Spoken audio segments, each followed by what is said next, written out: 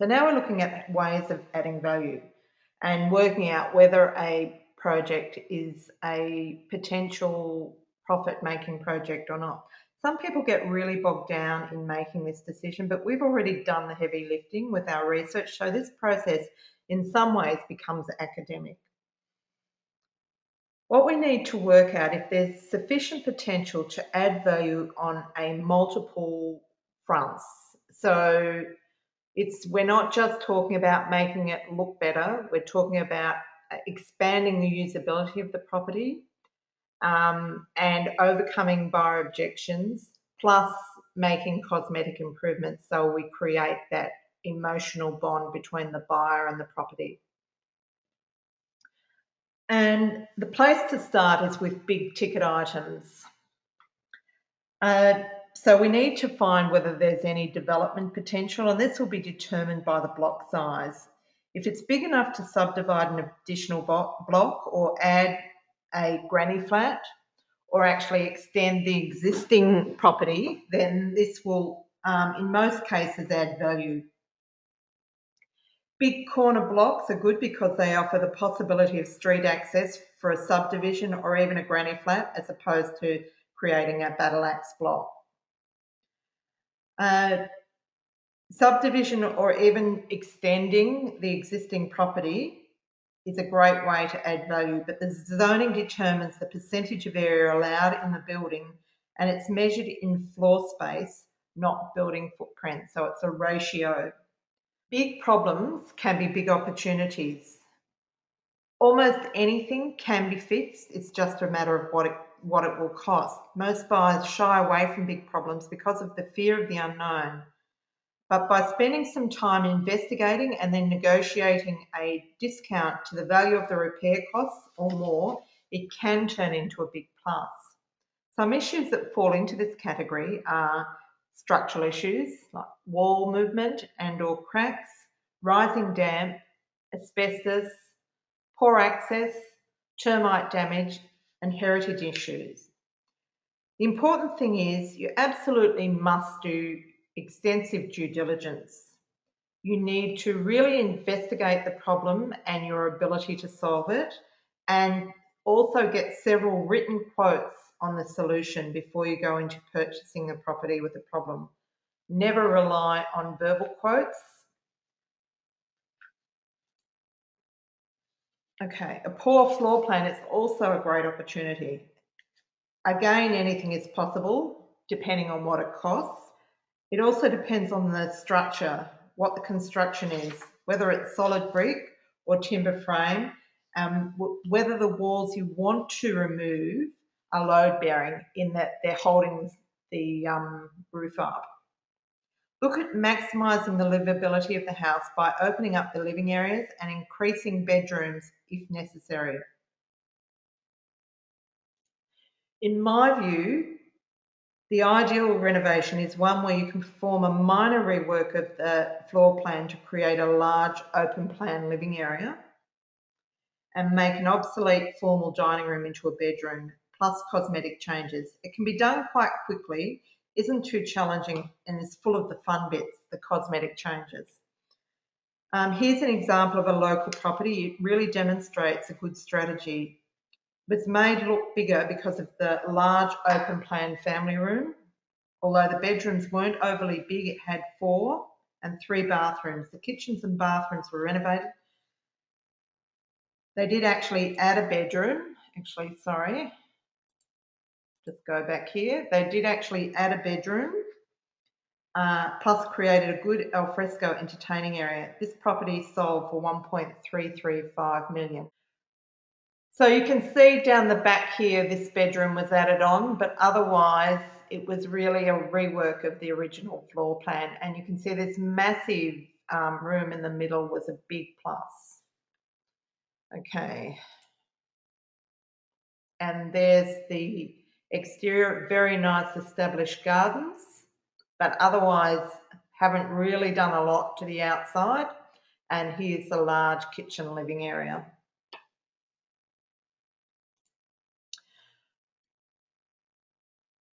Heating, cooling and storage and security are a must as a value add.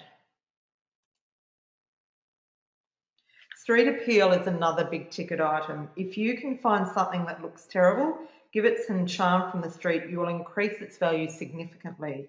This is a good example as it has a veranda and a fence, has added a veranda and a fence in keeping with the style of the house, new roof and front entrance, but has taken it into another league.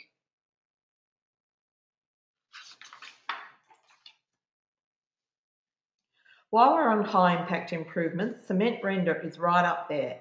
It will cost around about a percent of the property value, but will add exponentially. This is a before and after of our property. So on the left, you can see the tumbled 70s brick, looks pretty terrible. And on the right, you can see the same property rendering and it's really transformed it. Also, the colour scheme is quite modern. And paint is the single most transforming thing you can do. I use a colour consultant to keep my colours current.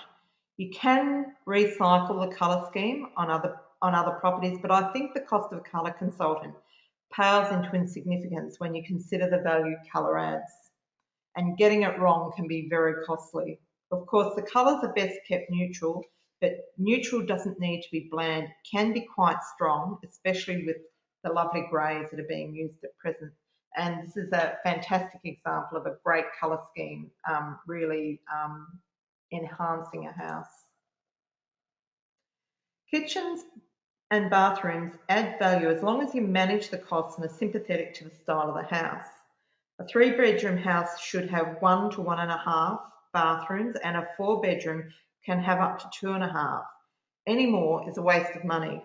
Don't think you can always have to totally rip out the kitchen and bathroom. There are great ways of doing low-cost tart-ups. The value car accommodation adds will also depend on your area. In some suburbs, it's a given. In others, it's an absolute windfall. Think about how you can improve the car parking. Turning a car park into a garage is one way. Or consider turning a garage into a bedroom and adding a carport. Subject to council approval, of course. Plantation shutters are transformative, both internally and externally. These days, most are made to order from Chinese basswood, and they're made in China. They are very good quality and cost a bit over $200 a square metre. There are some companies that import the components and assemble in Australia so they can be spray painted to your specifications. If the budget doesn't stretch to shutters, try slimline Venetians or roller blinds. New floor coverings is another way to really lift a property. Generally with carpet, you have a lot of options and it's quite cost effective.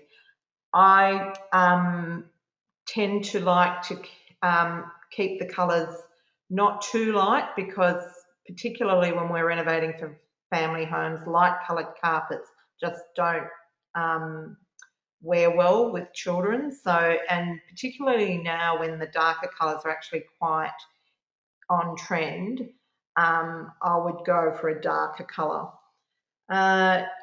Generally speaking, in an average property, I would keep the budget for the carpet to around about $30 to $35 a square metre, and buy the best quality you can get for that price.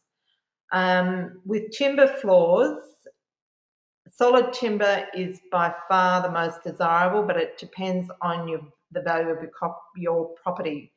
Keep that for high-end value properties, and go for laminated floating floor for lower end. There are lots of products available in the timber flooring category. Generally speaking, I would keep the value of your floor coverings to around about 1%, 1 to 1.5% of the total property value. And then you can't go wrong. But in saying that, try and keep the quality as high as you possibly can. Lighting is another great value add.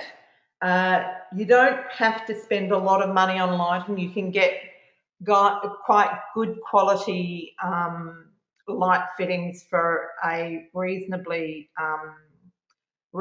price. The other thing you want to look at is your light switches, changing your light switches and your power points.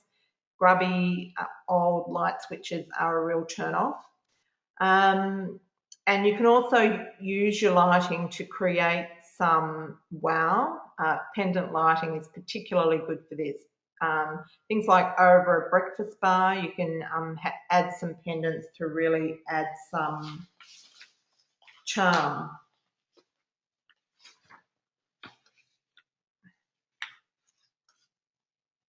Now, I haven't talked about perceived value, but I'll need to leave that, and we'll talk about that in one of the coming sessions.